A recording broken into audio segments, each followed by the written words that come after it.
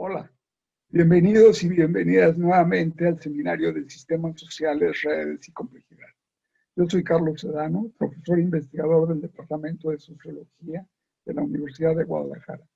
En la sesión de hoy contamos con la estimada presencia del doctor Francisco Javier Morales.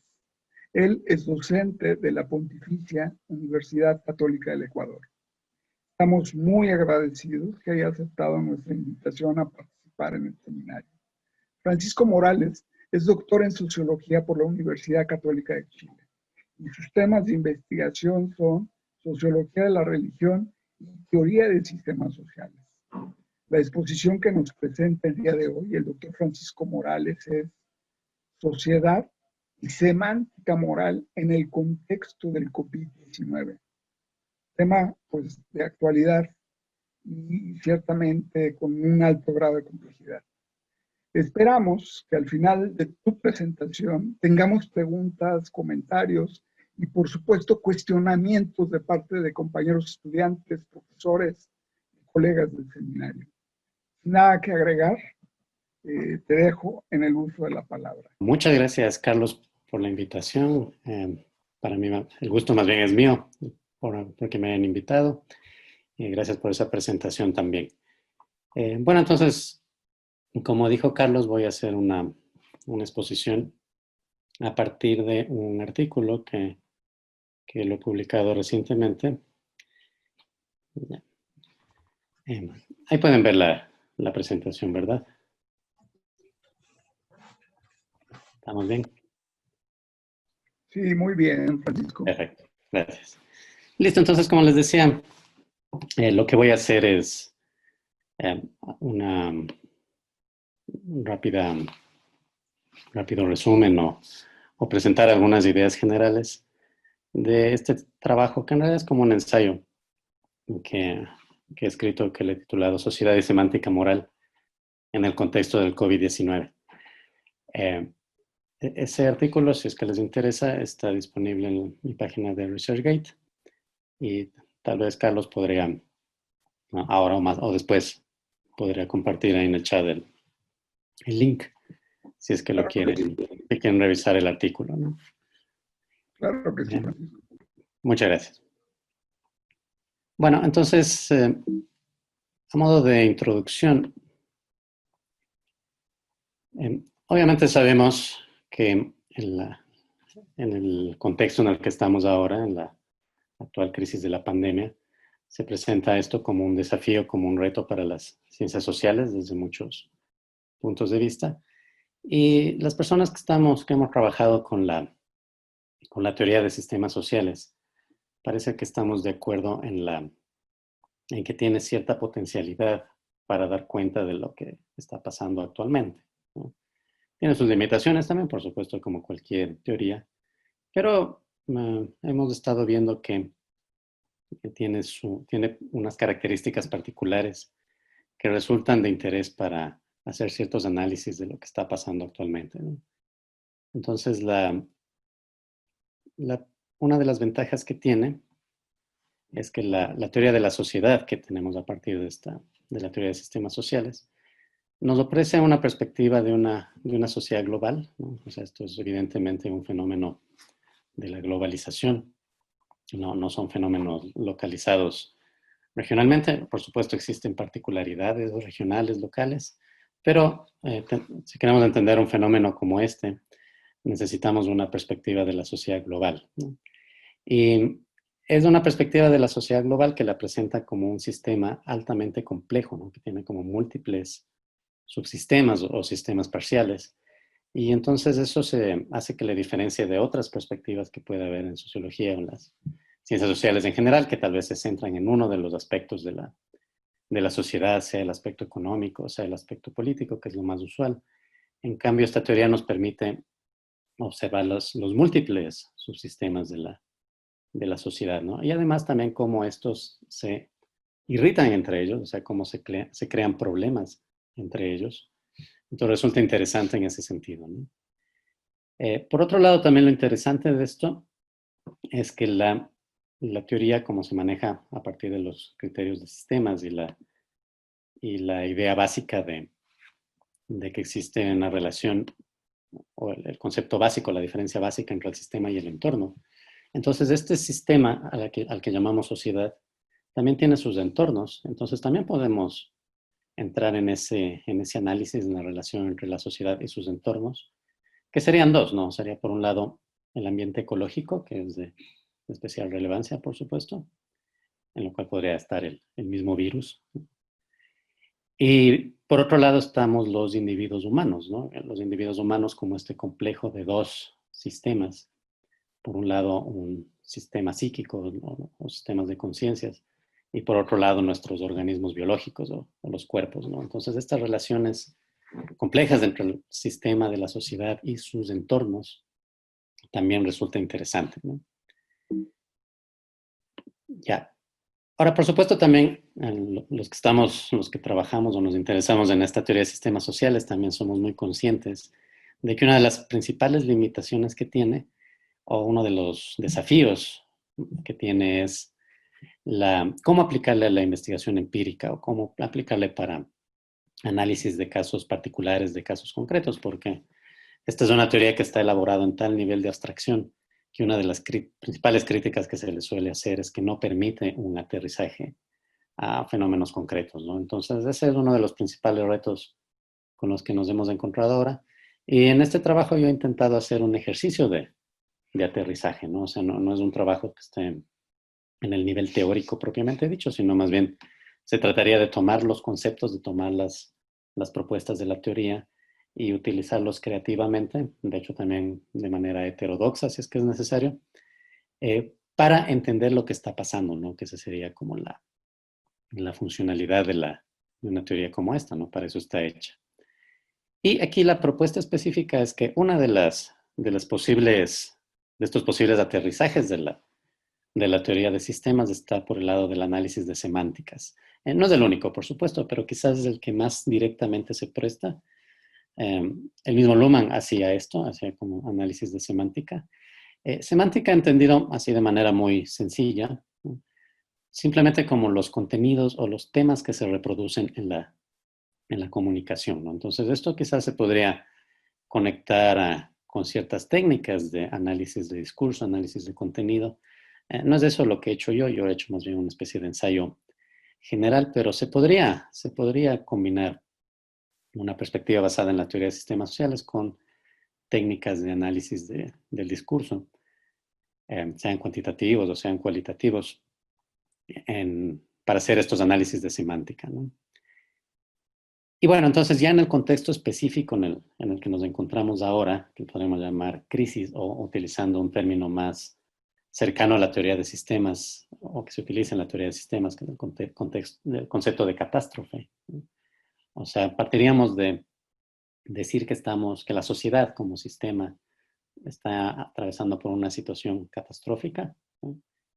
Y en ese contexto catastrófico de la sociedad deberíamos observar también reacciones en el nivel semántico, ¿no? Y la tesis es que estas semánticas pueden tener como una función inmunitaria, ¿no? El concepto de inmunidad también resulta aquí bastante interesante, ¿no? También por las relaciones o conexiones que se puede hacer en los otros tipos de sistemas, ¿no? Entonces, así como el sistema biológico tiene su sistema inmunitario o a nivel psíquico, también podemos hablar de reacciones inmunitarias. El sistema social que llamamos sociedad también tiene sus reacciones de inmunidad, ¿no? Entonces, las semánticas podrían ser como una especie de indicador o una fuente de observación de estas reacciones inmunitarias, ¿no? Que ya existían, ¿no? Ya habían desde antes, o sea, no es que la sociedad estaba como en un equilibrio antes, por supuesto que no, ya tenía muchos problemas, ya era una sociedad con múltiples problemas, pero encima de los problemas que ya existían en esta sociedad global, viene el tema del COVID y produce toda esta situación que podríamos llamar catastrófica. Entonces deberíamos observar también cómo reacciona la sociedad en el plano de las semánticas que se van difundiendo a nivel global, ¿no? Ya, entonces, obviamente el método, en términos generales, no hablando de técnicas, sino más bien del método, como de la manera de observar estas semánticas, sería evidentemente lo que en esta teoría se llama la observación de segundo orden, ¿no? Es decir, observar cómo observan los observadores. En este caso, la sociedad, o sea, cómo la sociedad se observa a sí misma y específicamente con qué distinciones la sociedad comunica acerca de sí misma en este contexto particular, ¿no? Bueno, eso a modo de introducción. Ahora, la propuesta que yo he hecho aquí es centrarme en un tipo de semántica particular o en un tipo de comunicación particular, que sería la comunicación moral, ¿no? Entonces aquí estoy echando mano, aprovechando la teoría que tiene Luhmann acerca de la moral, que me parece bastante interesante y bastante útil en este sentido. Y tomando esta teoría, lo que diríamos es que la moral se entendería como un tipo de comunicación particular, ¿no? O sea, no se entiende la moral como en la tradición clásica que viene de Durkheim, en que la moral es una especie de cemento de las relaciones sociales, sino más bien se la entiende como un tipo de comunicación particular, o sea, una manera de comunicar, y que se caracteriza por estar centrada en comunicar acerca de la bondad o la maldad de la persona, ¿sí? O sea, son comunicaciones dirigidas hacia las personas como tales, ¿no? Y lo que hace es juzgar o comunicar, informar acerca de si esa persona le vamos a considerar buena persona o si le vamos a considerar mala persona, ¿no? Esa sería la propuesta que da Luhmann acerca de la moral, ¿no? Y en ese sentido, ¿cuál sería la forma o cuál sería la distinción propia de la comunicación moral? Sería el código particular de la moral, que es el aprecio y el menosprecio, ¿no? Entonces, al igual que otras formas de comunicación que se basan en ciertos códigos binarios, la moral también siempre se mueve en estas dos posibilidades, ¿no? O sea, como un valor, podríamos decir, positivo, que es el del aprecio.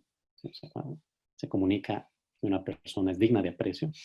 Y el otro lado, en cambio, el negativo sería el menosprecio, ¿no? El punto aquí sería que la moral siempre se mueve en los dos, ¿no? Esto es quizás una de las cosas más interesantes de esta propuesta, de que no nos concentramos solamente en el aspecto bondadoso o amable de la moral, que era en lo que se centraba las tesis clásicas de la sociología en torno a la moral, sino más bien el otro lado, que más bien tiene que ver con el conflicto, de hecho, ¿no? O sea, el menosprecio, las divisiones del conflicto.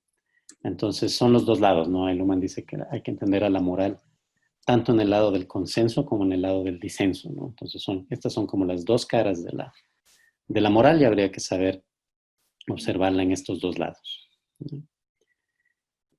Bueno, aquí la, la idea también es que la comunicación moral, si bien uno lo puede encontrar en cualquier sociedad, también se va transformando históricamente, ¿no? Y entonces, la moral adquiere ciertas características particulares en el contexto de la sociedad moderna. Y aquí, en términos bien generales, lo que diríamos es que en la sociedad moderna la moral tiende a perder un arraigo cosmológico, o sea, tiende a considerarse fuera del orden del mundo, o sea, no es una moral cosmológicamente justificada. Y también tiende a perder connotaciones mágicas, ¿no? Aunque ya veremos más adelante que esto es una tendencia, pero también podemos observar lo contrario, ¿no? Eso ya vamos a comentar. Y la moral no desaparece en la sociedad moderna, no deja de ser importante. De hecho, se mantiene como un medium, ¿no? Que está disponible en cualquier contexto de comunicación, ¿no?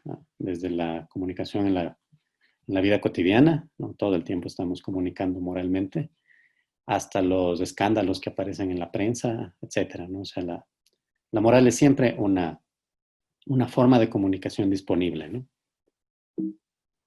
Ya, y junto con eso, Luhmann también en algún momento propone que en la sociedad moderna la moral tiende a adoptar esta función inmunitaria que les comentaba antes, ¿no? Particularmente como función del arma. O sea, la moral no es que tanto está orientada como a resolver problemas, la moral en realidad no resuelve los problemas de la sociedad, sino que lo que hace es alarmar, o sea, lo que hace es comunicar acerca de ciertos problemas urgentes o ciertas realidades que son inquietantes para la sociedad, de los cuales hay muchísimas, ¿no? Muchísimos problemas, y que no se ve por dónde se los podría solucionar, ¿no? O sea, todos los problemas difíciles de la sociedad tienden a comunicarse en términos morales, ¿no? O sea, sobre todo, esto quiere decir buscando culpables, ¿no?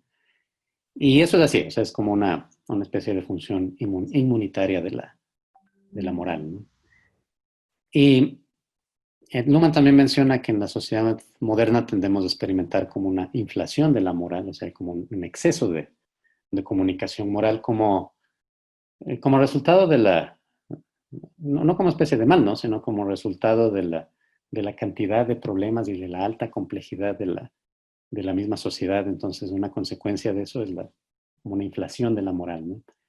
Entonces, si estamos en este contexto catastrófico que decíamos por esta crisis de la pandemia, entonces deberíamos observar que hay una aún mayor inflación de esa moral, ¿no? Entonces, ese es como el objeto de estudio que estoy planteando aquí, ¿no? Cómo se ha inflado la moral en el contexto en el que estamos, ¿no? Y bueno, entonces la propuesta es que este análisis de la moral o esta observación de la semántica moral podría ser utilizada como lo que se suele llamar una herramienta de análisis crítico del discurso, ¿no? O sea, cómo hacer cierta crítica eh, de ciertos discursos que se difunden también de manera viral en el mundo actual y que tienden a ser excesivamente simplificadores, ¿no? Y entonces también aquí la teoría o el análisis sociológico puede servir como una forma de cuestionamiento frente a estos discursos, ¿no? El reto sería hacerlo no desde la moral, sino observar la moral desde la teoría, ¿no? Ahora, claro, esto es complejo y discutible, pero por ahí va la propuesta. Y bueno, lo que yo he hecho en este artículo, no, como les decía, no es un análisis así de contenido de manera sistemática, como concentrado en algún tema bien delimitado. Más bien lo que he escrito es una especie de ensayo, ¿no? O sea, yo lo que he hecho es como algunas reflexiones a partir de información que está disponible, que uno lo ve todos los días a través de la prensa, etcétera, ¿no? Lo que he tomado son algunos artículos de la prensa mundial para ponerlos como ejemplo. Y no me he centrado en un campo específico, sino que yo he tomado tres que me han parecido los más relevantes para plantear ciertas ideas básicas que se podrían profundizar, ¿no? Por supuesto. Y entonces los tres ámbitos que yo he planteado para la reflexión y que les voy a presentar ahora son primero el de la medicina, ¿no? Que es quizás obviamente el primero que habría que considerar aquí. El segundo es el de la política y el tercero el de la ciencia, ¿no? Por supuesto, no podría introducir otros también. Originalmente también tenía la idea de hablar de la economía, me parecía que ese también era central, pero ya era como demasiado, ¿no? Demasiado abarcante. En todo caso, la idea es mostrar cómo se lo podría hacer, cómo presentar una propuesta y tomando en cuenta que cada uno de estos es como un subsistema de la sociedad. Entonces, el primer paso sería como entender cuáles son sus características básicas y qué es lo que le está ocurriendo, o sea, cuál es la particular situación de catástrofe que está ocurriendo en cada una de estas, ¿eh? Porque cada subsistema de la sociedad es como que experimenta la catástrofe a su manera, ¿no? Entonces, ¿qué es lo que ocurre en cada uno de estos? Y cuáles son las reacciones semánticas, particularmente en el ámbito moral, que, que se difunden alrededor de ese sistema, ¿no? Entonces, les voy a ir exponiendo estas reflexiones, ¿no? Pues como les decía, obviamente si estamos hablando de un fenómeno como este, de la enfermedad que llamamos el COVID-19, el primer sistema de la sociedad del que deberíamos tratar es obviamente el de la medicina, ¿no? Aquí he tomado algunas ideas generales que tiene Luhmann acerca de la medicina en un breve artículo que tiene, que se llama el sistema de la medicina, si no estoy mal, o el código de la medicina, algo así, ¿no?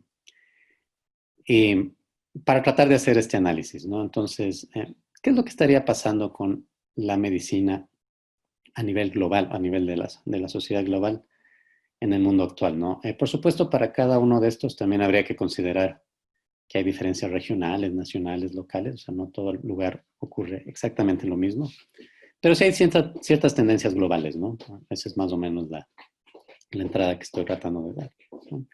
Entonces, ¿qué es lo que ocurre con el sistema de la medicina? Todos lo sabemos, no es ninguna novedad esto. Eh, la crisis que viven los sistemas de salud alrededor del mundo se deben no tanto al nivel de peligrosidad de este virus, o sea, las características de la enfermedad como tal, sino que se debe justamente al contexto social, ¿no? O ¿sí? El contexto social, particularmente demográfico, ¿no? O sea, la crisis del sistema, como sabemos, se debe al exponencial contagio que existe, exponencial nivel de contagio, debido a la densidad demográfica de las urbes modernas y de los flujos masivos de personas en la sociedad globalizada, ¿no? Esta es una enfermedad claramente de la globalización, ¿no? Entonces tiene que ver con estos factores. Y el problema para el sistema de la medicina, o sea, ¿por qué entra en crisis frente a esta enfermedad? No es tanto por falta de conocimiento o por falta de técnicas para tratar esta enfermedad, porque eso lo hay, ¿no? Sino que es más que nada en las organizaciones de la medicina donde encontramos el problema, o sea, en los hospitales, ¿no? Entonces, lo que tenemos es una situación de agotamiento de las capacidades organizacionales de los hospitales por un exceso de demanda, y ese es el origen de la crisis, ¿no? Esto, por supuesto, lleva a que el personal de salud, ¿no? Tanto médicos como enfermeros, enfermeras, personal de limpieza, todo el personal que trabaja en los hospitales, está sometido a sobrecarga de trabajo y al mismo tiempo están expuestos a mayor riesgo de contagio. Entonces, eso es lo que sabemos que está pasando, ¿no? Ahora, frente a toda esta situación, ¿qué semánticas morales han ido apareciendo? O sea, ¿qué es lo que observamos ahí como esta especie de reacciones inmunitarias de alarma en el plano de la moral, ¿no? Entonces, en primer lugar, yo he detectado algo que se ha difundido mucho, sobre todo al inicio, en los primeros meses de la pandemia. Ahora es como que ya pasó un poco de moda, pero en los primeros meses de la pandemia esto se difundió mucho. La semántica del heroísmo, ¿no? O sea, como un reconocimiento a los médicos y en general al personal de la salud de su carácter heroico. Se utilizan muchas metáforas militares de que ellos están como en el frente, ¿no? Eh, lo cual aparecería como una compensación simbólica, ¿no? Frente a todas estas limitaciones organizacionales, ¿no? Eh, Eso por un lado, esto podría ser como una semántica moral amable, ¿no? Como del lado positivo, si es que quieren, como del aprecio, o sea, difundir la necesidad de reconocer, apreciar al personal de la medicina, de la salud. Pero por otro lado, por el lado negativo, también hemos visto algunos casos de estigmatización del personal de salud, ¿no? O sea, algunos casos como incluso de discriminación, que hay como un miedo de que las personas que trabajan en los hospitales, incluyendo los médicos, pueden contagiar del virus. Entonces, también ha habido ciertos casos de estigmatización, ¿no? Entonces, a modo de ejemplo de estas dos semánticas, uno puede encontrar por todo lado. Cuando cuando surgió esta especie de performance que se dio a nivel global el aplauso a los médicos que se hacía por las noches, es que se acuerdan, ¿no? Esto se hizo viral, ¿no? Por supuesto, nadie negaría que está bien hacer eso, o sea, que es un merecido reconocimiento. Sin embargo, esto no dejó no dejó de ser recibido con cierta ironía por ciertas personas del personal de salud, porque es como que dicen, ya, claro, gracias del aplauso, pero miren todas las limitaciones que tenemos, ¿no? O sea, como reclamos que se hacen al Estado, sobre todo, ¿no? De cuáles son los problemas que hay en los hospitales, ¿no? Y esto no es algo que ocurre solamente en lo que podríamos llamar el mal llamado tercer mundo o en las zonas periféricas. Obviamente aquí en países como los nuestros los problemas son mucho más graves, la salud pública es mucho más débil, dependiendo de los casos, pero eh, a nivel global en mayor o menor medida es ocurrido, ¿no? Entonces ahí yo hago referencia a una noticia ahí que es de la BBC, como un reportaje de Alemania, ¿no? En donde hay una enfermera, daba su testimonio, ¿no? Parece que en la situación de Alemania, las enfermeras como que son mal pagadas, ¿no? Entonces ellas protestaban eso, ¿no? Entonces aquí aparece una frase de una enfermera en Alemania que dice, sí, pienso que es lindo que la gente aplauda por nosotros, pero eso no paga nuestro alquiler, ¿no? Entonces, ni siquiera una moral así que parecería tan amable, tan merecida, está lejos de la polémica, ¿no?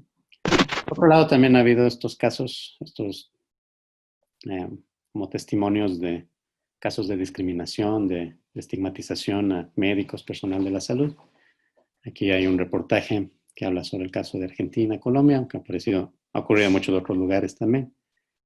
Entonces aquí hay un testimonio que dice Carolina Pinzón, médica del Hospital San Ignacio de la capital colombiana. dijo a France 24, de ahí viene este reportaje, ¿no?, que prefiere no usar sus implementos para transportarse en servicios públicos a fin de evitar señalamientos. Contó que una de sus compañeras incluso fue agredida verbalmente en un supermercado por personas que temían ser infectadas. Bueno, entonces respecto al tema de medicina. Pasemos ahora al segundo subsistema de la sociedad política, ¿no? Todas la principal fuente de la catástrofe que se da en la sociedad no es directamente por la enfermedad como tal, ¿no?, sino que es una conexión entre la catástrofe que se vive en el plano médico, que es lo que les acabo de comentar, y la necesidad de que se reaccione frente a eso desde la política, ¿no?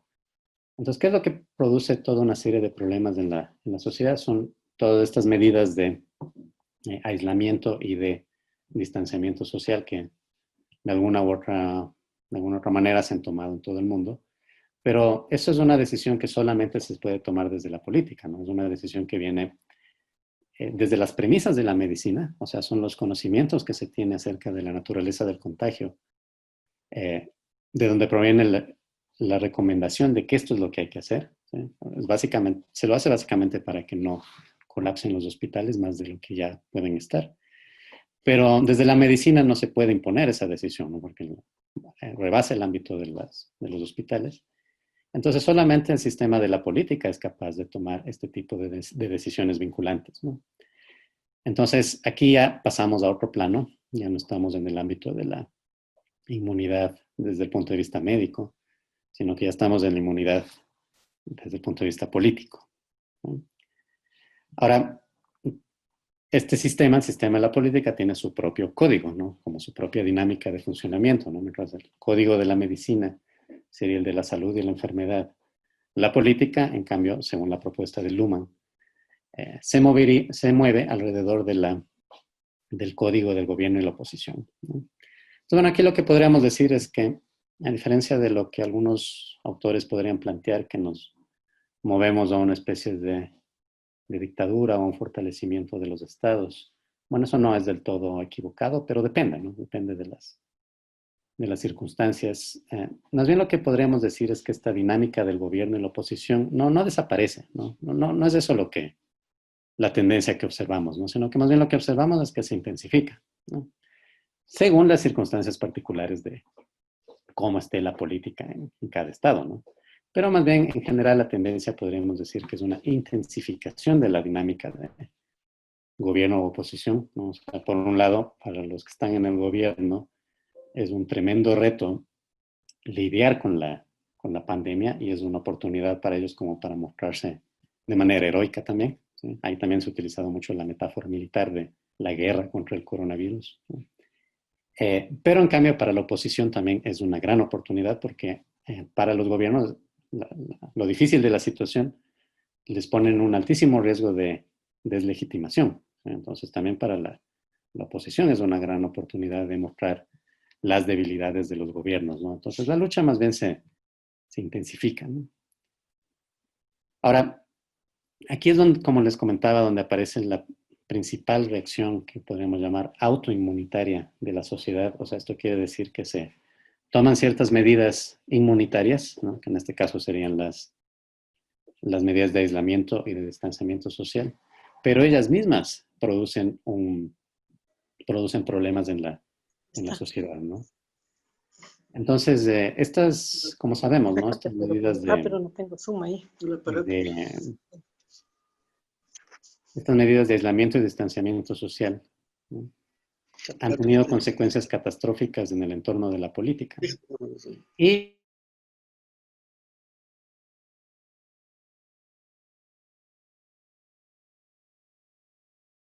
ahí está, ya. Gracias, Carlos. En todos los sistemas de la sociedad, las consecuencias son catastróficas, o sea, todas las actividades organizacionales o cotidianas que dependen de la presencia física de las personas y de la movilidad física, todos ellos se ven en problemas, pero particularmente lo que más afecta es la economía, y eso regresa a la política como riesgo de ilegitimidad para los gobiernos, ¿no? Entonces, a nivel de la política, el principal riesgo de ilegitimidad no está solamente en el tema de el nivel de contagios y el nivel de muertes, etcétera, sino sobre todo en qué pasa con la economía, ¿no? Ahora, entonces, ¿qué semánticas morales aparecen en este contexto tan complicado para la política, ¿no? Ya, en primer lugar, lo que hemos observado es que este imperativo del quédate en casa, que no viene solamente de la política, sino que se ha difundido también desde muchas instancias, ¿no? Desde las empresas privadas, los medios de comunicación, por todo lado, ¿no? Este es el famoso hashtag de quédate en casa, que no sé si siga de moda, ¿no? Pero estuvo muy de moda durante varios meses. Como sabemos, como es evidente, choca con las necesidades económicas, no solo económicas, sino de todo tipo, pero particularmente económicas de muchas familias, de muchas personas, de muchas empresas. Pero esto es particularmente grave para la población que está en situación de exclusión, que no tiene otra forma de ingreso que salir a la calle, ¿no? Entonces, esto también es como esto del quédate en casa, como una cuestión ahí un poco ideológica, de un imperativo que no todo el mundo puede cumplir, o sea, que uno tiene que estar en ciertas situaciones particularmente privilegiadas para cumplir, ¿no? Entonces, la moral del quédate en casa también ha sido fuertemente, a la vez que ha sido fuertemente difundida, ha sido también fuertemente criticada. Y por otro lado, quizás lo que más se ha visto, ¿no? Es una semántica de la indisciplina, así como uno de las explicaciones o uno de los discursos más utilizados, especialmente desde los gobiernos, ¿no? No solo desde ahí, pero especialmente desde los gobiernos, como para explicar por qué es tan grave la situación o por qué no funcionan las medidas que están tomando, por qué siguen aumentando los contagios y todo eso. Ha habido una tendencia de como echarle la culpa a la gente, ¿no? Como echar la culpa a la indisciplina de las personas que no cumplen con las medidas de aislamiento, que no se quedan en la casa. Y así es como que se explica las dificultades que tienen eh, los gobiernos para lidiar con la pandemia, ¿no? Entonces, bueno, aquí hay un ejemplo de un reportaje acerca del trabajo informal en América Latina, ¿no? Respecto del tema de la exclusión que les mencionaba. No es un tema de indisciplina, ¿no? Es un tema de que no pueden sobrevivir de otra manera. Entonces aquí hay un testimonio de un trabajador de la Ciudad de México que dice lo que podría decir cualquier trabajador informal de cualquier ciudad de América Latina o del mundo en realidad, ¿no? Que dice, si no salgo, ¿de dónde voy a sacar para comer? Tengo que salir a fuerza de trabajar. Pues bueno, estos fueron temas que se discutieron con mucha fuerza en los primeros meses de la pandemia, ¿no? Ahora también como ya a nivel mundial se han ido flexibilizando estas cuestiones justamente por presiones económicas. Tal vez el conflicto ya no ha sido tan fuerte o se ha ido por otros lados, ¿no? Pero claro, lo que se puede observar, al menos en ciudades, por ejemplo, en la ciudad que yo vivo, en Quito, ya había desde antes un conflicto entre las autoridades locales y los trabajadores informales, o sea, las políticas desde el gobierno local de tratar de disciplinar a los trabajadores informales, ¿no? Entonces, en el contexto de la pandemia es como que ese conflicto se vuelve mucho más fuerte, ¿no? Y hay, claro, la justificación semántica, ¿no? Desde la moral de que tienen que quedarse en la casa, ¿no? Este es un reportaje que a mí me llamó mucho la atención cuando salió. Esto es un reportaje de abril de este año, que es de la BBC acerca del caso del Ecuador, ¿no? Porque durante en esta época el Ecuador fue una especie de noticia mundial por los altísimos niveles de contagios. Y entonces era un reportaje que se preguntaba eso, ¿no? De por qué el Ecuador tiene el mayor número de contagios y muertos per cápita de COVID-19 en Sudamérica, ¿no? Que eso era cierto en ese momento. Creo que ya no es tanto así, pero en ese momento llamó mucho la atención, ¿no? Y entonces a mí me llamó la atención que en este reportaje se hacían unas entrevistas y una de las personas entrevistadas era un epidemiólogo de aquí, de una universidad de la ciudad de Quito, y él no tenía problemas en hacer una especie de diagnóstico pseudosociológico, diría yo, ¿no? Basado justamente en el tema de la disciplina, ¿no? Entonces lo que él decía, le preguntaban que por qué pasa esto en el Ecuador. Entonces él decía, es una suma de varios factores, pero el principal es que en el Ecuador no hemos seguido con rigor estricto todas las medidas que se deben tomar para afrontar una emergencia de esta magnitud. ni las personas han hecho caso de las observaciones del gobierno. ¿Sí? Entonces, el problema no es que hay limitaciones a nivel administrativo, a nivel presupuestario, qué es lo que pasa con el manejo del dinero en los hospitales, etcétera, ¿no? Sino que el problema es que las personas no hacen caso al gobierno, ¿no? Por supuesto, los representantes del gobierno están muy inclinados a hacer este tipo de diagnósticos pseudosociológicos, como los llamo yo. Y ahí también en este mismo reportaje se entrevistaba al ministro de Salud. Y él, claro, defendía la acción del gobierno, que el gobierno ha hecho todo lo que se tiene que hacer, todas las recomendaciones internacionales. Y decía, sin embargo, así de manera, moralizaba de manera muy sutil, muy amable. Decía, sin embargo, el comportamiento de las personas no ha sido el ideal. Y eso es lo que ha causado serios focos de infección. Bueno, entonces eso respecto a política. Por último, estaría el tema de la ciencia, ¿no? La ciencia como otro subsistema de la sociedad. Y este es quizás uno de los más interesantes y del que más me ha dado para hablar, ¿no? ¿Cuál sería la situación aquí? El diagnóstico que yo he hecho aquí es que, bueno, en primer lugar, quizás lo más evidente, es que observamos un giro en los programas de investigación. O sea, hay una alta demanda de conocimiento en torno al COVID-19, en torno a la situación que está ocurriendo, no solamente en las disciplinas que tienen que ver directamente con la salud, sino también en todo, ¿no? También en las ciencias sociales.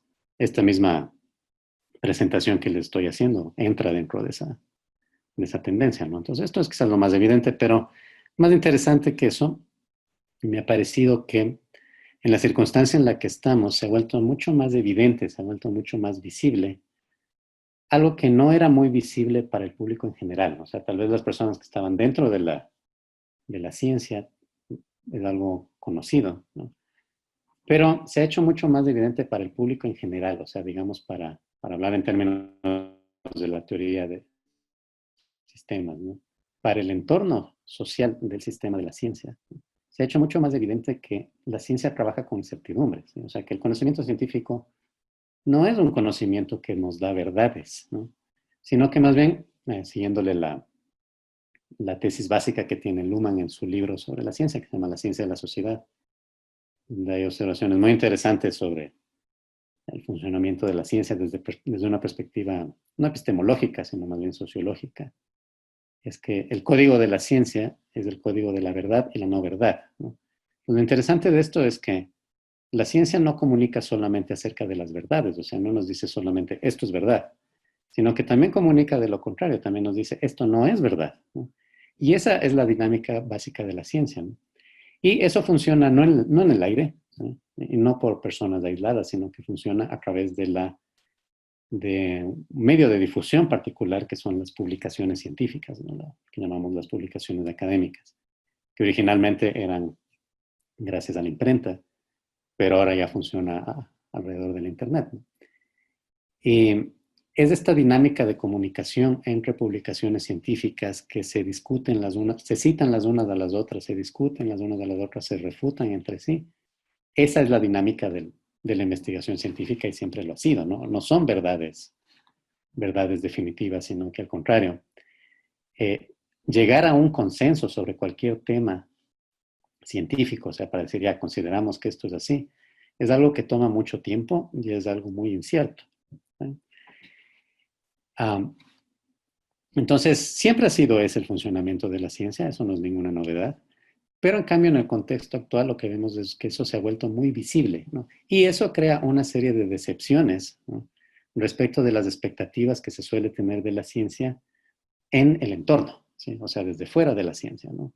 A nivel de la política, a nivel de los medios de comunicación, ya a nivel de cualquier persona, ¿no? A nivel de la vida cotidiana. Entonces aquí podremos mencionar esto, ¿no? Que se observa claramente el contraste que existe entre los tiempos lentos del consenso científico con, en cambio, los tiempos acelerados tanto de la política como de la prensa, ¿no? O sea, por el lado de la política y por el lado de los medios de comunicación de masas. Lo que se necesita son más bien verdades rápidas, ¿no? Información rápida, que sea práctica, que la gente sepa qué es lo que tienen que hacer. Y eso choca con lo que hace la ciencia, ¿no? Por eso también como esta serie de decepciones de que todo el tiempo aparecen en la prensa una serie de noticias acerca de que tal investigación concluyó que el virus se transmite por el aire y ya todo el mundo entonces se asusta, pero después de una semana resulta que dicen que no ha sido verdad. La misma OMS, que es como la portavoz del consenso científico en lo que a medicina concierne, o salud en general, todo el tiempo ha tenido que estar retractándose, ¿no? Claro, eso para los ojos del público no científico es pésimo, ¿no? Es como una fuente de ilegitimidad o pérdida de reputación de la ciencia y de estas organizaciones portavoces del consenso científico. Pero el punto es que la ciencia funciona así, ¿no? Entonces, un problema ahí de la relación entre la ciencia y las expectativas irrealistas que se hacen acerca de la ciencia desde su entorno, ¿no? También habría que mencionar un detalle, que yo lo he mencionado de paso nomás, pero sí es muy importante, es que estamos en la era del Internet, entonces el Internet también tiene esta característica que descentraliza la generación y difusión de información, o sea, ya no hay instancias centralizadas que tengan el prestigio como de fuentes de información, ¿no? Incluyendo la misma prensa. Hay mucha prensa alternativa, muchas fuentes alternativas para informarse. Además, también la prensa convencional tiende a ser cuestionada, también tiende a perder legitimidad, ¿no? Y el Internet, por estas condiciones, también relativiza los criterios del prestigio de las fuentes, ¿no? Entonces vivimos en un mundo lo que a veces se ha llamado el mundo de la posverdad, donde cada uno escoge lo que quiere considerar que es verdad, ¿no? Entonces, bueno, en todo este contexto, lo que encontramos es un ambiente muy favorable para la competencia entre la ciencia y la pseudociencia por la reputación ante el público amplio, ¿no? En este libro de Luhmann de la ciencia de la sociedad hay un par de muy breves reflexiones acerca de la pseudociencia, que Luhmann le llama paraciencia, o al menos así está traducido. Son unas reflexiones muy breves, pero de ahí se pueden sacar algunas ideas muy interesantes. Y lo que dice ahí Luhmann es que la pseudociencia siempre acompaña a la ciencia, o sea que es como un acompañante necesario ahí, siempre está, ¿no?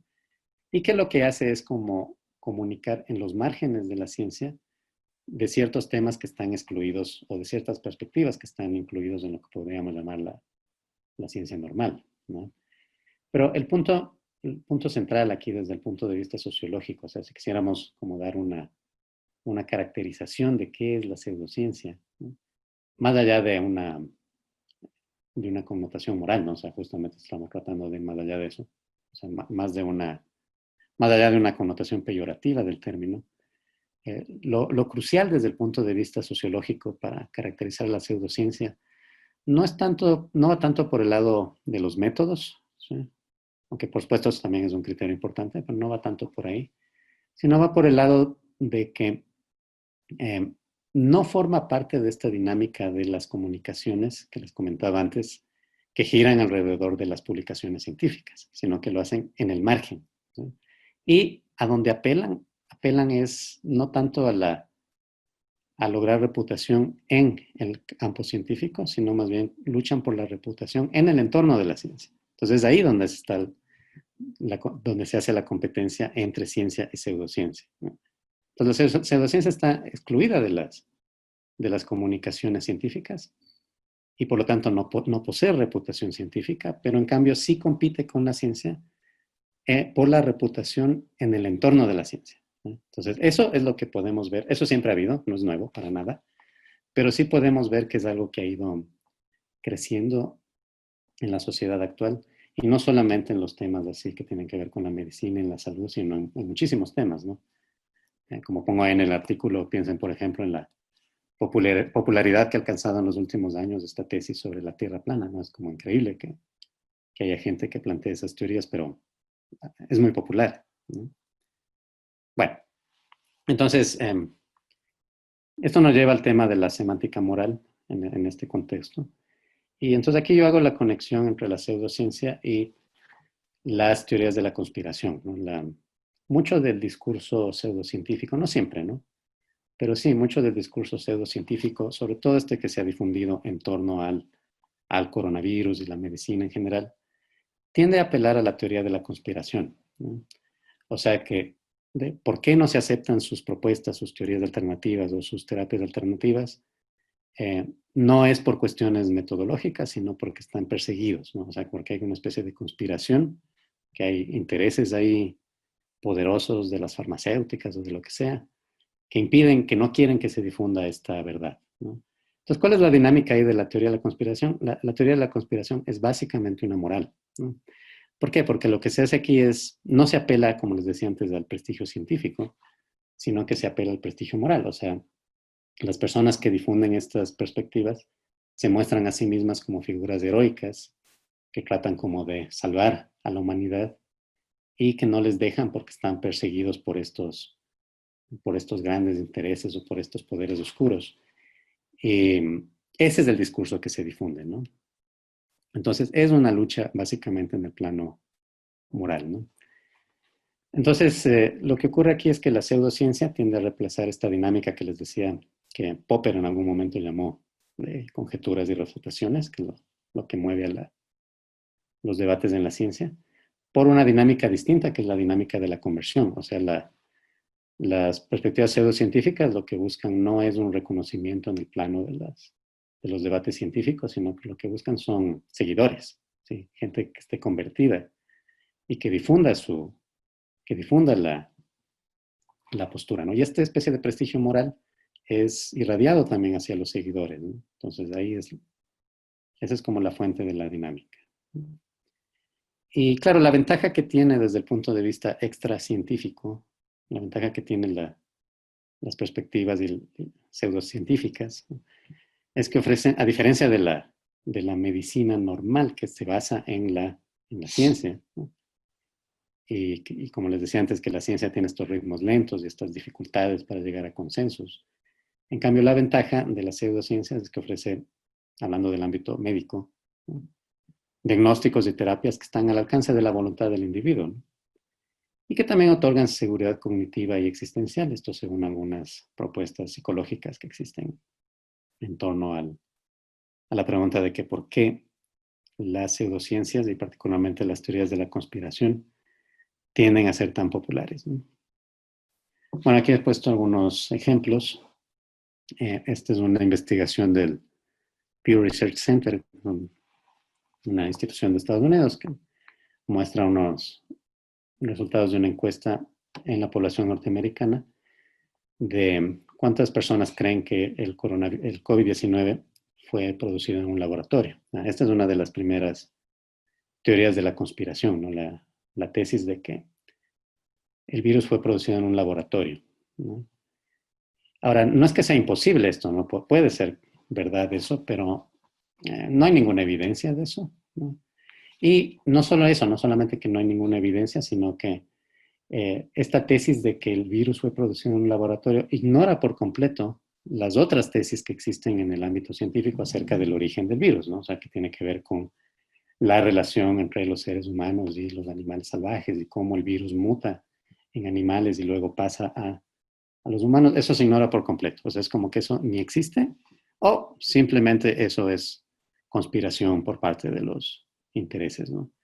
Entonces, una de las ideas más difundidas es esta, ¿no? De que el virus del COVID-19 fue producido en un laboratorio y eso incluso llegó a tener niveles geopolíticos, ¿no? Porque el gobierno norteamericano planteó eso, así como un reclamo a China, como parte de esta especie de guerra fría que hay ahora, ¿no?, con China. Y por suerte estaba leyendo que los mismos sistemas de inteligencia norteamericanos desmintieron eso, ¿no? O sea, que no se puede afirmar que eso sea así. Entonces, por suerte, creo que eso no pasó a mayores, pero formó parte de la misma cuestión geopolítica, ¿no? Entonces, estas teorías de la conspiración no son simplemente cuestiones que se difunden así a nivel de personas que pelean en el Facebook, sino que también puede alcanzar estos niveles. Entonces, bueno, en esta encuesta lo que muestran aquí, no sé si se ve, pero lo que muestran es que un 29% de la población adulta de los Estados Unidos cree que el virus se produjo en un laboratorio. No es una mayoría, pero tampoco es un porcentaje despreciable. Y de ese 29%, el 23% El 23% piensa que se lo hizo intencionalmente, o sea, que no fue un accidente ni nada de eso, sino que a propósito se lo produjo, o sea, conspiración, ¿no? Bueno, entonces es un ejemplo, ¿no? La idea de que el virus se produjo en un laboratorio. También es una noticia que apareció hace algunos meses es de estos casos de, o sea, una teoría conspirativa también muy difundida, tiene que ver con estas antenas de la tecnología 5G, ¿no? Y que en el Reino Unido hubo casos de personas que se pusieron a destruirlas o a quemar las torres de esta tecnología 5G, ¿no? Y bueno, según este reportaje que aparece aquí, hay como dos versiones, ¿no? O sea, ¿no? ¿Qué teorías hay aquí? Entonces, la una es que la tecnología 5G puede inutilizar el sistema inmune y la otra es que el virus puede transmitirse de alguna manera a través de la tecnología, ¿no? Bueno, este caso a mí me parece especialmente interesante porque, claro, uno podría decir que estas son cosas quizás por ejemplo, aquí, ¿no? Cuando hablaba de Estados Unidos, que es algo un fenómeno propio del Bible Belt de Estados Unidos, o sea, de la tradición conservadora que desde hace tiempos que difunden teorías de la conspiración y pseudociencia. Pero no, uno lo encuentra por todos lados, ¿no? También aparece en el Reino Unido. No es para nada un fenómeno de la periferia, es un fenómeno global, ¿no? Eh, y también quisiera mencionar este caso que a mí me llamó mucho la atención.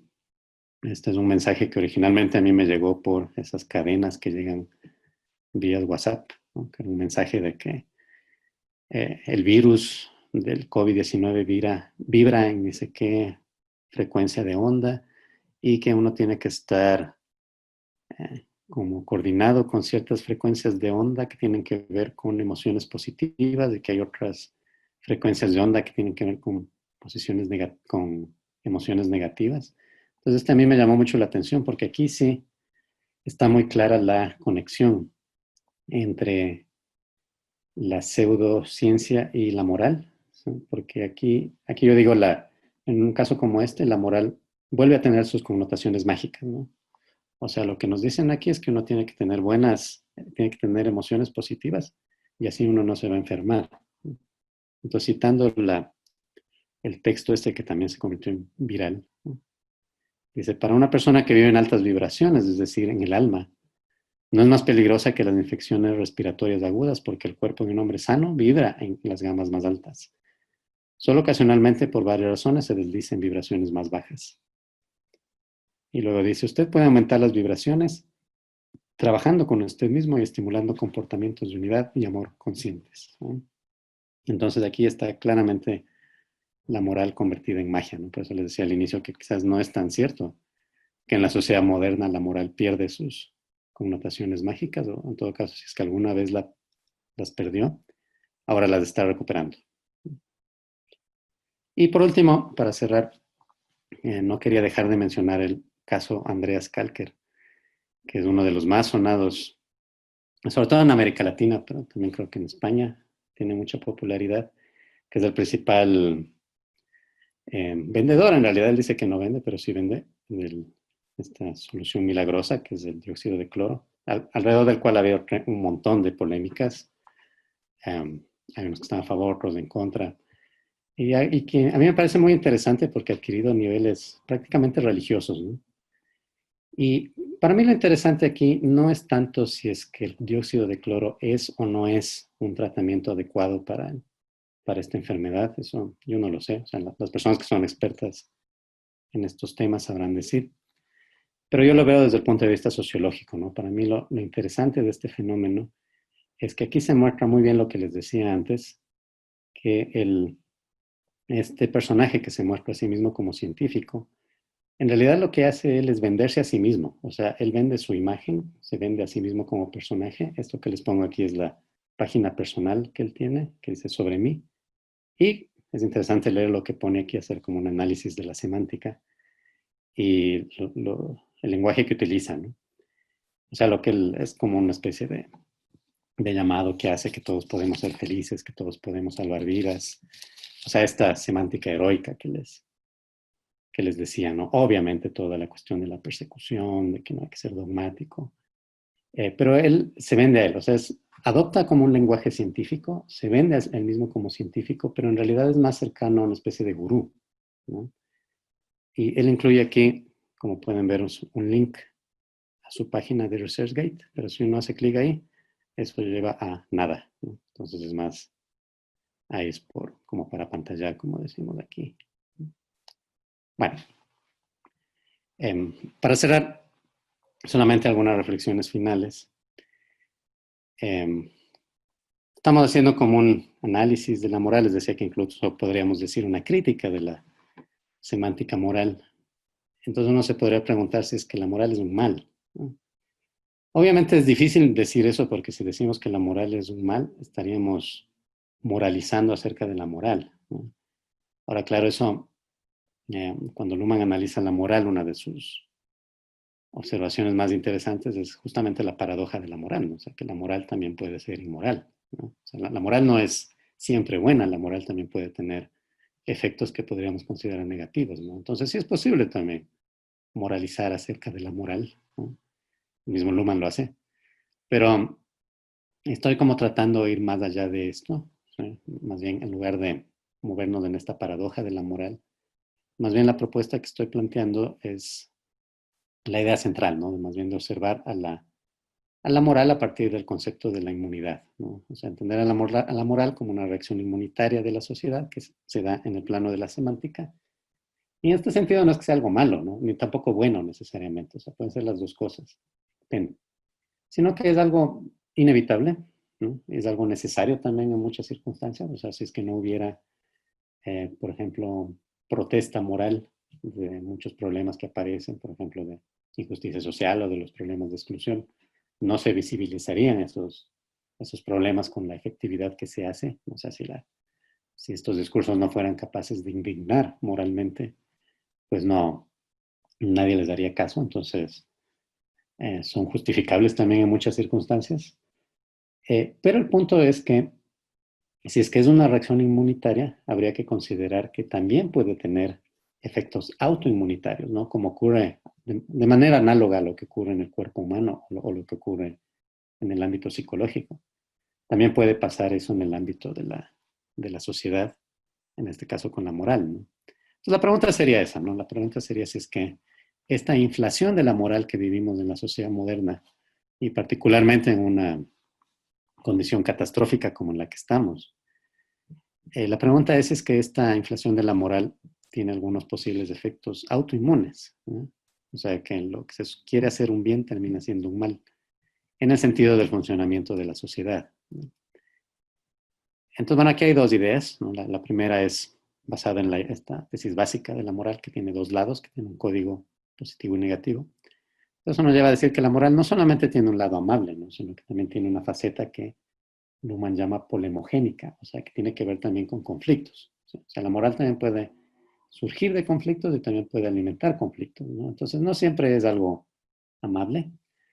El conflicto no necesariamente es algo malo tampoco, pero hay que saber, ¿no? O sea, hay que saber que la moral se mueve siempre en los dos lados, ¿no? Y por otro lado, quizás esto es lo más interesante, creo yo, también se puede conectar esta inflación de la moral con reacciones autoinmunes que existen en el nivel psíquico, o sea que estaríamos manejándonos en el plano de la conexión que les decía al inicio entre el sistema de la sociedad y su entorno, en este caso el entorno de los seres humanos, ¿no? Entonces aquí esto me lleva al tema del estrés, ¿no? El estrés debería ser considerado también como una de las grandes pandemias de la sociedad moderna. Pero normalmente el estrés se lo piensa como si fuera el resultado simplemente de tener exigencias abrumadoras, o sea, que uno tiene como demasiado trabajo o demasiadas responsabilidades. Pero el estrés va más allá de esa perspectiva así estrechamente utilitarista, ¿no? O sea, no es solamente el individuo frente a sus tareas, ¿no? Sino que también es un fenómeno también sociológico o psicosocial, si es que quieren. Y el estrés se produce no solamente porque tengo muchas cosas que hacer, sino que se produce por el miedo, el temor a decepcionar, las expectativas sociales que están ligadas a ciertos roles que yo tengo que cumplir y que son relevantes para mi autoestima. Esa es la verdadera fuente del estrés, ¿no? Entonces, en ese contexto, la principal tesis que yo quisiera plantear aquí es que la comunicación moral sobrecarga a la persona, ¿no? Es como una excesiva exigencia a los individuos, ¿no? Entonces, una sobrecarga tanto en términos corporales como en términos psíquicos, ¿no? Entonces, sobrecarga a la persona con la responsabilidad de lidiar con los problemas de la sociedad, ¿ya? Es como que los individuos son los que tenemos que solucionar lo que ocurre en la sociedad. ¿A partir de dónde? A partir de nuestra voluntad, de nuestra convicción, o sea, desde la moral, ¿no? Como apelando a la moral. Y esto en un contexto en que las decisiones organizacionales, técnicas, políticas y económicas, o sea, lo que no tiene que ver con la moral ni con el individuo realmente, ¿no? Enfrentan dificultades para reaccionar como se espera de ellos. O sea, la idea es que como las organizaciones tienen problemas graves, no encuentran soluciones, tampoco hay soluciones técnicas, incluyendo las técnicas médicas, ¿no? La política también tiene problemas, la economía está en una catástrofe. Entonces, frente a eso, se le carga con toda la responsabilidad al individuo, ¿no? Entonces, en estas circunstancias como las que vivimos ahora que son caóticas y de marcada incertidumbre, hay una alta tentación de moralizar, pero habría que entender que esto siempre se lo hace bajo el riesgo de alimentar la frustración del individuo frente a sus entornos sociales, ¿no? Entonces, sería como la principal conclusión que yo saco de estas reflexiones. Entonces, bueno, espero que no haya sido muy largo. Hay como varios temas ahí, pero les agradezco su atención y le dejo la palabra a Carlos para que nos ayude con preguntas o la conversación. Gracias. Buenas tardes. Soy Elisa Sánchez, miembro también del seminario. Aprovecho el espacio para presentarme, Francisco, y también invitar a los participantes a hacer algún comentario o preguntas de manera breve, ya que no tenemos mucho tiempo, a esta interesante propuesta del doctor Francisco. Adelante. ¿Alguien quiere iniciar? Bueno, me parece que tiene problemas con el micrófono, pero aquí nos escribe. Antes que nada, saluda y te da las gracias, Francisco, por tu exposición clara sobre la moral y nos dice que tiene un par de preguntas. ¿Cuál sería la relación entre moral y orden social en Luhmann? Entonces, así de claro, ¿no? Uh-huh. Muchas gracias, Elisa. Sí. Sí, ese es un tema central ahí desde el punto de vista de la teoría social, ¿no? Entonces, hay una tradición en sociología que les menciona que los que nos hemos formado en sociología, obviamente la conocemos de cajón, que es la tradición que viene de Durkheim, ¿no? Que el orden social se entiende como sinónimo de orden moral, ¿no? O sea, moral entendido como los sentimientos que unen a los individuos entre sí en comunidades, ¿no? Entonces ahí Luhmann hace una crítica interesante de esa tradición, y lo que él dice es que desde esta tradición durkheimiana se tiende a ver solamente uno de los lados de la moral, o sea, se ve solamente el lado positivo de la moral, que es el que está ligado a lo que Durkheim llamaba la solidaridad o la integración, o sea, el tener ciertos valores o ciertas normas compartidas que son necesarias para la integración de determinado grupo, ¿no? Entonces Luhmann no niega eso, no niega que eso sea así, pero él quiere destacar también el otro lado de la moral, ¿no? Entonces por eso es lo interesante de esta herramienta teórica o de este concepto del código, ¿no? De entender a la moral como una forma de comunicación que tiene un código particular. Entonces tenemos el lado del aprecio y el lado del menosprecio.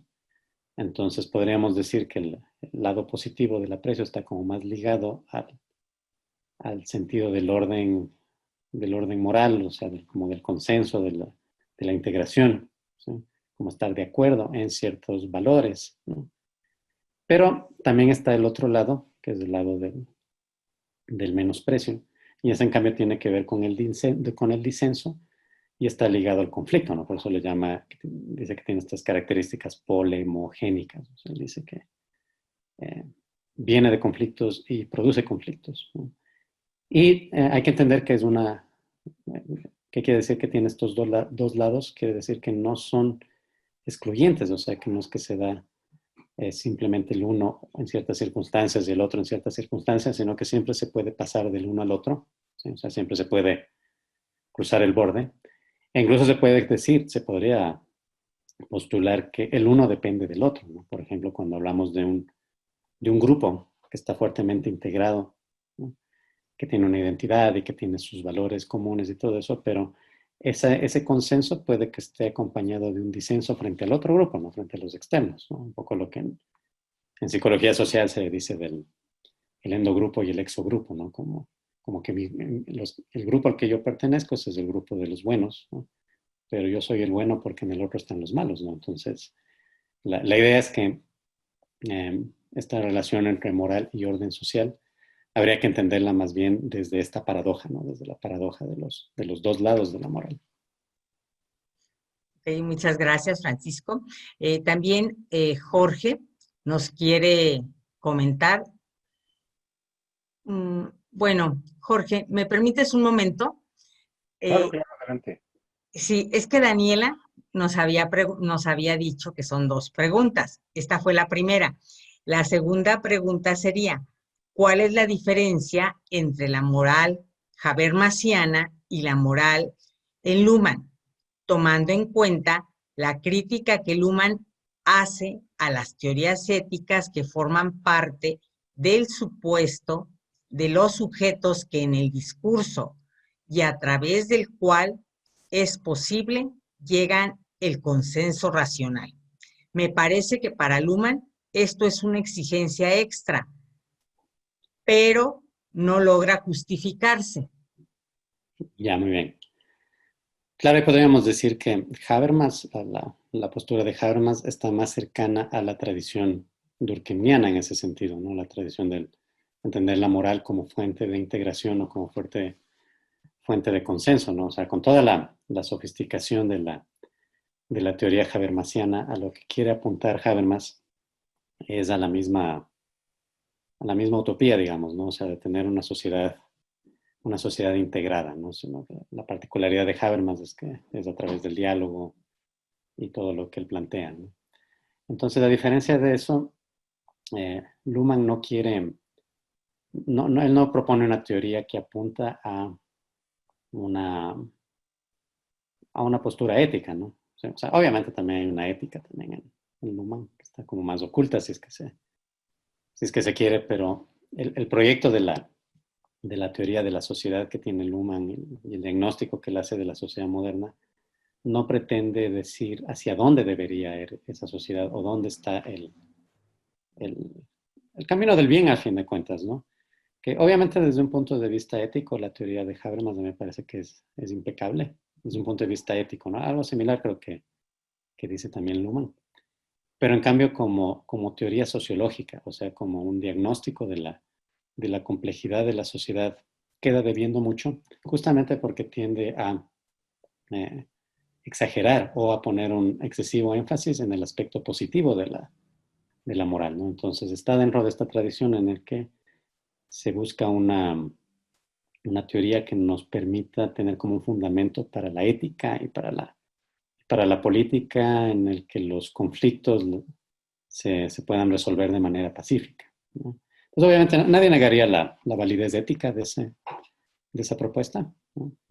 Pero en cambio si lo que queremos es ver la realidad y la complejidad de la sociedad tal cual es, ¿sí? Con todas sus caras feas, ¿no? Entonces la propuesta de Luma más bien apunta a eso, ¿no? Muchas gracias, Francisco. Ahora sí, Jorge, disculpa hace un momento, pero había otra No, pregunta. claro, había otra pregunta antes. Ajá, sí. Sí, Pues adelante, con tu comentario. gracias, Elisa. Sí. Francisco, mucho gusto en conocerte. También soy parte de este seminario que coordina Carlos.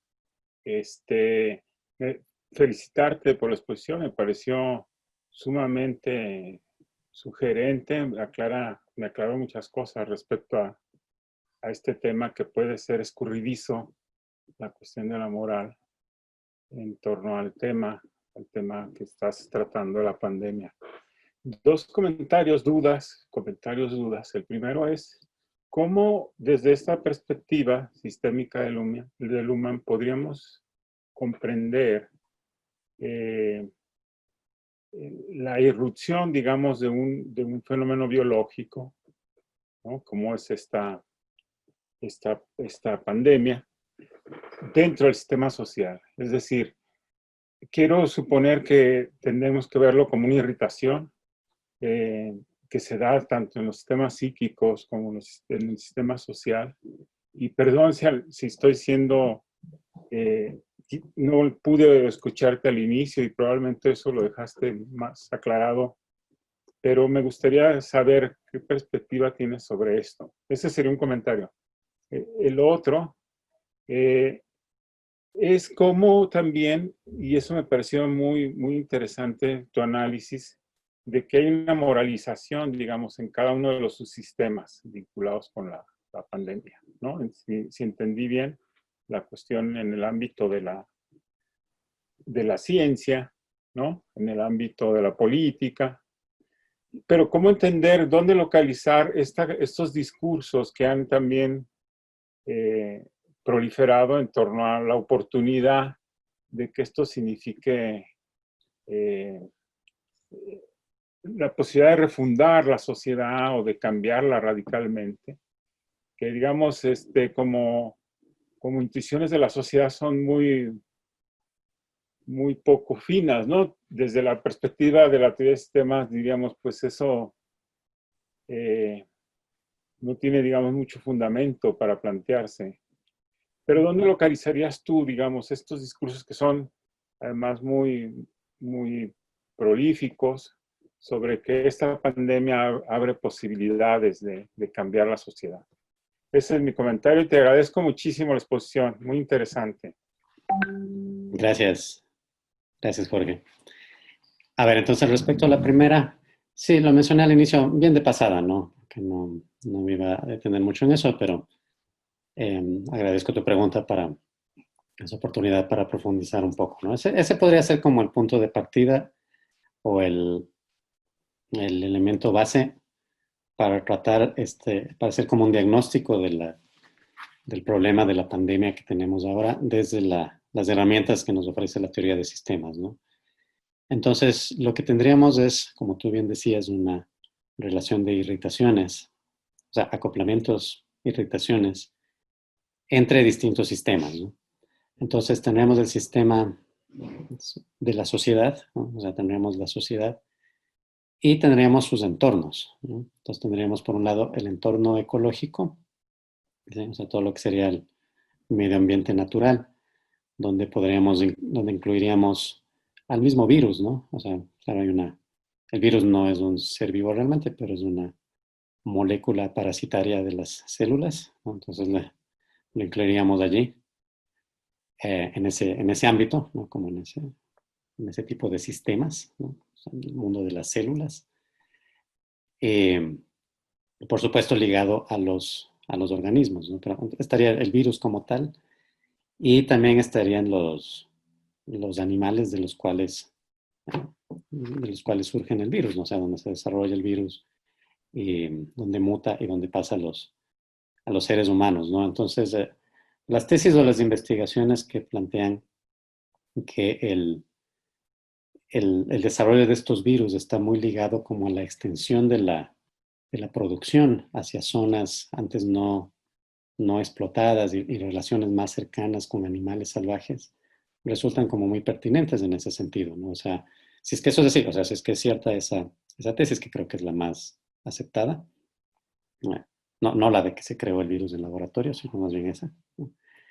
Es una consecuencia no prevista de la misma sociedad, ¿sí? O sea, particularmente de la economía, o podríamos considerarle como parte de las consecuencias de los daños ecológicos que la sociedad hace al medio ambiente y que regresan a la sociedad como problemas, ¿no? Como problemas de la sociedad. Entonces, eso es básicamente lo que ha pasado aquí, ¿no? Es una consecuencia no prevista de la expansión económica, particularmente de la explotación de, no sé, los bosques, selvas o la cacería de animales para el consumo, ¿no? Como haya sido, ¿no? Y que produce un efecto no previsto, que es el contacto directo con los animales, la mutación de los virus que se contagia al cuerpo de los seres humanos, ¿no? Entonces ahí pasaríamos al otro entorno de la sociedad, que serían los seres humanos, ¿no? Y que tendría esta parte biológica, ¿no? Que sería el cuerpo, que es donde el virus parasita, ¿no? Pero también estaría el aspecto psíquico del ser humano, ¿no? Entonces todos los fenómenos de la conciencia humana y por ejemplo, el miedo que aparece frente a la enfermedad o el estrés, las experiencias de incertidumbre, etcétera, ¿no? Entonces sí, lo manejaríamos así, ¿no? Como procesos de interacciones entre sistemas, entornos, que los unos irritan a los otros, se crean problemas mutuos, ¿no? Problemas entre sí.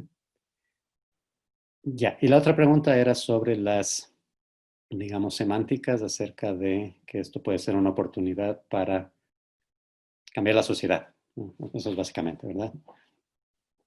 Bueno, no sé si se le podría ubicar en algún subsistema particular, creo que no.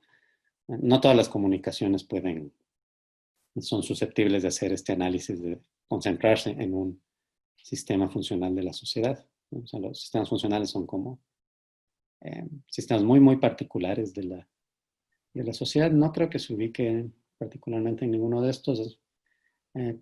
Estarían varios, ¿no? O sea, uno lo podría encontrar quizás en ciertos ámbitos académicos, ciertas disciplinas que podrían ser científicas, quizás en las ciencias sociales, en la filosofía. Tal vez también es una semántica que se difunde en el ámbito de la política, ¿sí? Probablemente donde más aparece es en movimientos de protesta, ¿no? Pero en general en la vida cotidiana, supongo, ¿no? Entonces sería difícil ubicarle dentro de algún sistema particular, sino que habría que verle como una semántica que circula por múltiples ámbitos, ¿no? Y claro, lo que diríamos respecto de este tipo de discursos desde esta perspectiva, desde esta teoría de la sociedad, es que también son semánticas morales, ¿no? O sea, también forman parte de la semántica moral y habría que interpretarlas también así, aunque probablemente no agrade mucho decirlo así, pero son también como reacciones inmunitarias, o sea, no son diagnósticos completos de la sociedad, aunque tampoco son necesariamente del todo falsos, pero sí pueden ser o excesivamente simplificadores o pueden ser exagerados, ¿no? Por ejemplo, los autores que dicen que ya es el fin del capitalismo. No es cierto, no es verdad, o sea, simplemente no lo es. O sea, es verdad que hay una crisis económica gravísima, ¿no? Pero bueno, el capitalismo mundial ha atravesado muchas crisis y se ha ido recuperando, y como en toda crisis económica, hay unos que salen beneficiados de ella, y la economía mundial no ha dejado de operar, ¿no? O sea, a gran escala, ¿no? Entonces sí son como diagnósticos, desde el punto de vista, digamos, de una sociología que quiere dar cuenta de la complejidad de la sociedad, sí serían diagnósticos como excesivamente simplificadores, y yo sí les pondría más en el plano más cercanos al plano de la semántica moral que del diagnóstico, ¿no? Francisco, Ahí sí. también está José Pablo Tovar levantando la mano. José Pablo, ¿podrías abrir tu micrófono? Sí, hola, Carlos, ¿se me escucha ahora? Sí, muy bien. Perfecto. Nada, Francisco, pues muchísimas gracias. Ha sido una exposición muy clara, muy, muy interesante y para mí, bastante clarificadora. Bueno, yo te comento, yo soy investigador en la Fundación Sicomoro en España, y bueno, yo trabajo más el área de la ciencia política. Por eso me gustaría un poco centrar la pregunta en el análisis que has hecho de la semántica de la política. Y bueno, me interesaría saber, ¿tú qué opinas con relación, o bueno, cómo ves esos nuevos discursos que, bueno, que están surgiendo de los movimientos de protestas que está habiendo aquí, sobre todo, bueno, en las últimas semanas? Me refiero no tanto, bueno, ahí ya sabrás por los medios que ha habido como una serie de movimientos uso de mascarillas, ante distancia social, que bueno, es verdad que está muy salpicado por todo lo que has hablado de la conspiranoia, tal, pero también hay un núcleo, una parte de ese discurso que lo que dice es, no, es que nos están quitando poder, movilidad, o sea, es digamos que los políticos nos están tratando como niños. Y es un poco, bueno, lo que yo rescato un poco de esos movimientos. Bueno, en el caso de España es dramático, pues bueno, por un poco la incidencia que ha tenido, pero estos movimientos comienzan por ejemplo, en Alemania, que fue un país que en la primera ola ha tenido pues un desempeño bastante bueno, o sea, no tuvo esa incidencia de casos que hubo en otros países, no tuvo las altas tasas de mortalidad, o sea, más o menos el sistema científico y sanitario aguantó bien, entre comillas. Y precisamente de ahí surge la idea esa de la tragedia de la prevención, que como aguantó muy bien, dio pie a que la gente dijera, bueno, no, es que esto es, entre comillas, una exageración y debe tener otros intereses, no simplemente el médico y el sanitario.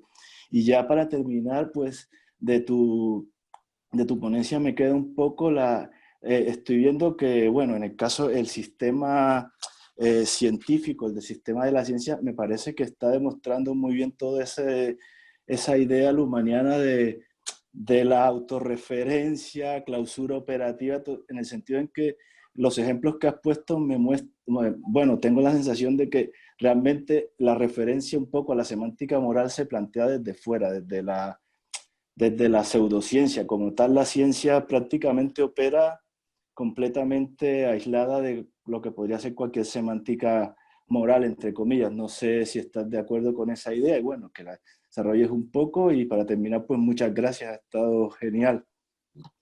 Gracias a ti, José Pablo. Bueno, entonces, respecto a lo primero, también se podría tomar como punto de referencia a los movimientos de protesta. O sea, también es uno de los, bueno, Luma no le considera exactamente un sistema funcional, pero sí como un sistema social muy particular, propio de la sociedad moderna, ¿no? Que serían los movimientos de protesta. Entonces ahí uno tendría que pensar qué es lo que ha pasado con los movimientos de protesta en una coyuntura como esta. Ellos también se ven en problemas, ¿no? Como todos los sistemas, sobre todo frente a las políticas de aislamiento, de distanciamiento. En principio no es posible llevar a cabo el principal programa de los movimientos de protesta, que es la protesta pública en las calles, ¿no? Como tomar el espacio público, ¿no? Como el espacio público está limitado por todas las medidas, entonces eso en principio no podría pensar que neutraliza el movimiento de protesta, ¿no? Sin embargo, hay otros medios, ¿no? Entonces también, como estamos en la era del Internet, los movimientos de protesta también están muy, muy anclados a la comunicación del Internet y a la construcción de redes en ese sentido. Entonces, no es el fin de los movimientos de protesta, sino que tienen que adaptarse también a las circunstancias, ¿no? Y también, por supuesto, también ha llamado la atención de que, a pesar de todas las medidas y todo lo que hay a nivel de los gobiernos, tampoco han desaparecido las marchas, las protestas, e incluso lo que tú mencionas, ¿no? Hay una proliferación a nivel global de protestas en contra de las mismas medidas que toman los gobiernos, ¿no? Ahora, ahí obviamente hay que diferenciar, ¿no? Porque esas protestas anti-cuarentena o como se les llame, hay muy diversas motivaciones, ¿no? Muy diversos tipos de razones de por qué se organizan esas protestas, ¿no? Entonces, por un lado, hay protestas que están ligados al tema que yo también mencioné, por ejemplo, de trabajadores informales, ¿sí? O personas que no pueden trabajar, que se están sintiendo perseguidos. Entonces, hay protestas que tienen ese origen, ¿no? Pero en cambio también están otro tipo de protestas anti-cuarentena que más bien están motivados por posturas más conservadoras y que difunden muchísimo también la pseudociencia, teorías de la conspiración, como la idea de que simplemente el virus no existe, o sea que esto es mentira. Se difundió mucho hace algunos meses lo que pasa en los Estados Unidos, ¿no? Hubo muchas protestas de este tipo, que incluso hay esta tradición de grupos armados que se tomaron ahí el parlamento de un estado. Entonces, estos son más bien grupos conservadores. En Alemania también muchos están ligados como a los grupos de extrema derecha, entonces hay de todo ahí, ¿no? Pero bueno, esa ya era la característica o la heterogeneidad de la protesta en la sociedad globalizada, ¿no? O sea, lo que llamamos los movimientos antisistémicos. No solamente son movimientos de izquierda o ligados a defensa de las personas excluidas, sino que también hay de lo otro, ¿no? También hay estos movimientos defensivos conservadores, ¿no? En ambos la semántica es moral porque los movimientos de protestas funcionan con la semántica de la moral, pero no es lo mismo, ¿no? Entonces por ahí podría ir el análisis, ¿no? Y el otro tema que mencionabas de la ciencia, claro, en principio la tesis es esa, ¿no? La tesis es que la ciencia funciona de manera autorreferencial y que su código es este código de la verdad, no verdad, y desde ese punto de vista la moral estaría como excluida en principio, ¿no?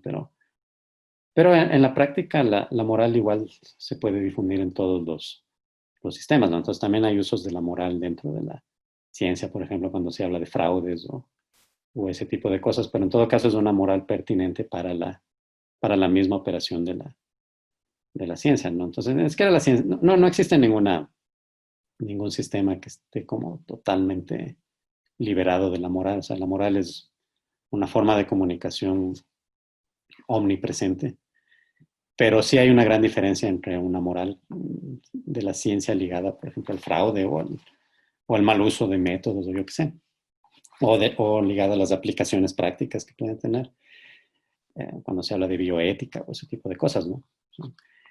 Y otra cosa muy distinta es la moral que se utiliza para esta lucha en el mercado de reputación que está fuera del ámbito de la ciencia, ¿no? Sino que ya tiene que ver más con la opinión pública, la prensa o la misma política. Entonces, son usos diferentes de la moral en todo caso. Eso sería. Francisco, también tenemos una pregunta de parte del doctor Luis Rodolfo Morán. Sí, a ver, mencionaste, Francisco, este asunto que me llamó la atención, el del personal médico, y cómo en algún momento decían, bueno, pues no podemos pagar la renta con esto, pero me acordé también de un asunto de relatividad y en el que se mencionaba esta cuestión de la moralidad, ¿por qué los jugadores de fútbol ganan tanto más y el personal médico no? Y luego cuando mencionas esto de que además no pueden pagar la renta, me parece que es un tema que está siempre presente, o sea, no es una cosa que tenga que ver con la pandemia, pero que de repente hablan y dicen, oigan, esto es una cosa que no es moral, que ganen tanto los futbolistas y tampoco el personal médico, ¿no? Y que lleva al asunto del sistema económico, pero también al asunto de lo político y cómo se maneja, ¿no? Y cómo algunos gobiernos dicen, sí, bueno, vamos a controlarlos y de todos modos no les vamos a pagar, pero ya deja de tener importancia el deporte en este caso, ¿no? Uh-huh. Y bueno, yo lo relacionaría también con el asunto de cómo la crisis económica también hizo resaltar, por ejemplo, a los trabajadores agrícolas en Estados Unidos, que Trump está todo el tiempo diciendo a estos mexicanos hay que sacarlos, y después dice, no, espérense, ahorita no es tan importante sacarlos, ahorita lo importante es que saquen la cosecha. Eres muy buena, cambia eres como Silvia. La vinculación, ¿no? ¿Qué respuesta tendrías a eso? Que me parece que está muy relacionado con lo económico y lo político y una moral que trata como de hablar de estas diferencias y desigualdades, ¿no? Ya, muchas gracias, Luis Rodolfo. Bueno, claro, el ejemplo que tú pones ahí de cuántos deben pagar los médicos o en cualquier otro caso también se podría plantear eso, por ejemplo, no sé, los maestros, etcétera, ¿no? Ahí lo que se ve es la tesis que decía al inicio de esta función de alarma que tiene la moral, ¿no? O sea, si es que uno quiere como llamar la atención, hacer que un problema se vuelva comunicable, o sea, que se difunda de manera amplia, entonces la moral cumple ahí una función. O sea, lo que decían, ¿no? Si es que uno no lo planteara de esa manera, o sea, si uno no lo ilustrara, por ejemplo, con esa imagen que tú dices, ¿no? Comparando los médicos con los futbolistas, entonces inmediatamente cualquiera a cualquiera se le plantea ahí un tema de jerarquía de valores, ¿no? O sea, ¿qué es más importante? Entonces, si no se lo planteara en esos términos, probablemente no se lo prestaría mucha atención, ¿no? Entonces, esa es la función de la moral, ¿no? en la sociedad moderna, ¿no? Como comunicar acerca de los problemas que existen, ¿no?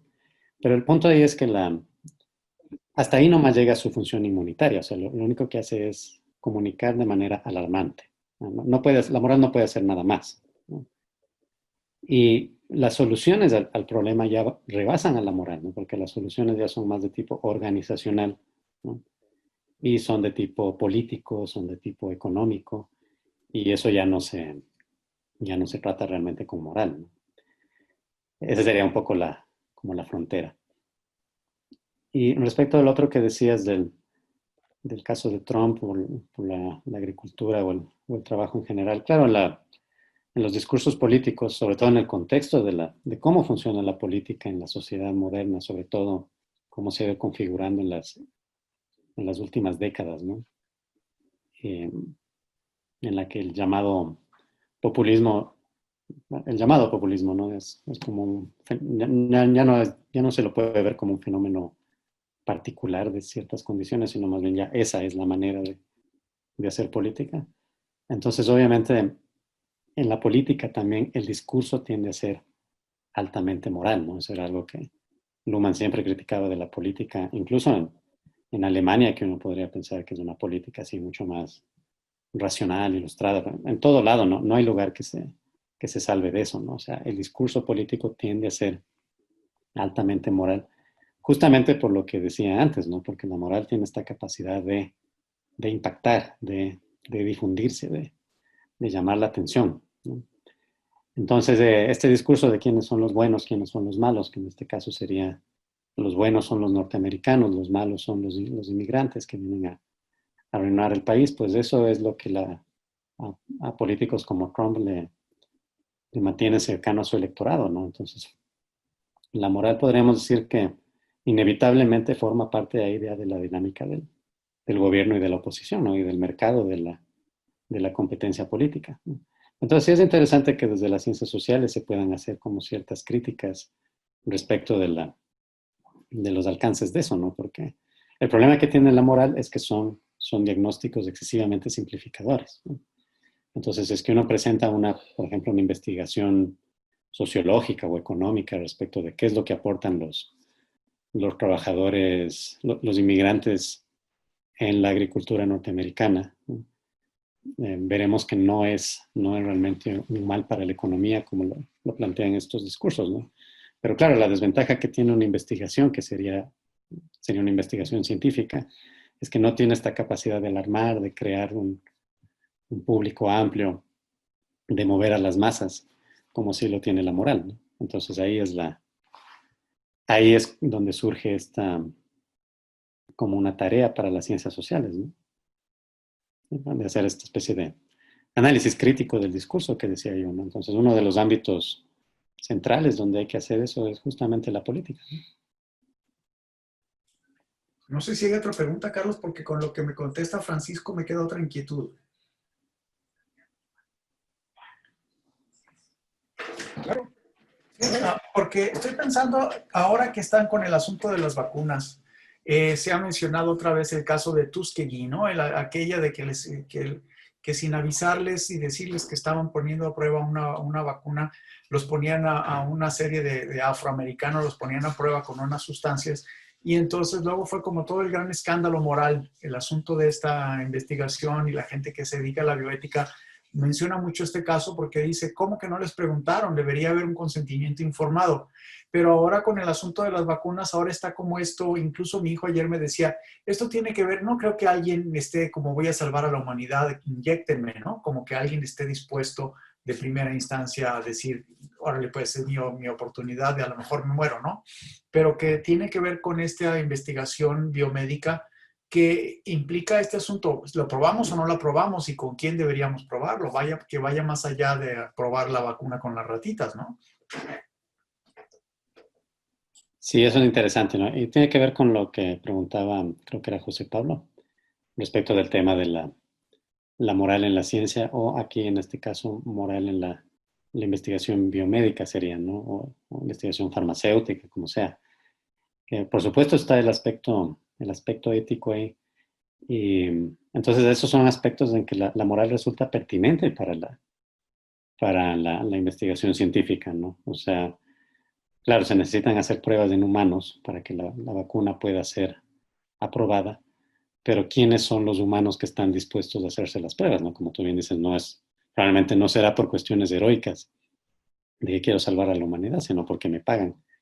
Entonces, serán las poblaciones excluidas las que estarán como más en disposición de eso, o las personas desempleadas, etcétera, ¿no? Entonces ahí vemos un choque o un entrecruce entre la investigación médica, la investigación farmacéutica y las condiciones de la exclusión económica. Entonces, por supuesto que ahí es pertinente la moral, o sea, como hacer un reclamo moral, ¿no?